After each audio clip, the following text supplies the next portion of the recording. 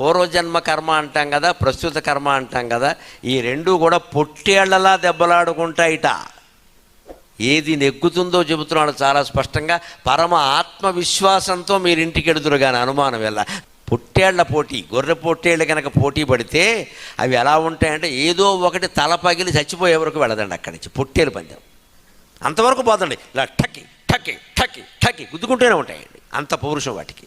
ఈ పూర్వజన్మ కర్మ ఏదో ఉంది కదా, మనం దుఃఖం అనుభవించాలండి. ఉదాహరణకి మనకి అది రాసిపెట్టుంది అనుకుందాం. పుత్ర వియోగమో, భార్యా వియోగమో, భర్తృవియోగమో, ధన వియోగమో, పేదరికమో, ఏదైనా సరే అదొక కర్మ రాసిపెట్టుంది అనుకుందాం. పూర్వం ఉంది, అది వస్తోంది, తోసుకొని వస్తుంది కదా. ఎలా వస్తుంది తెలుసా? అది మన చుట్టూ తిరుగుతూ ఉంటుందండి. జన్మాంతర కర్మ.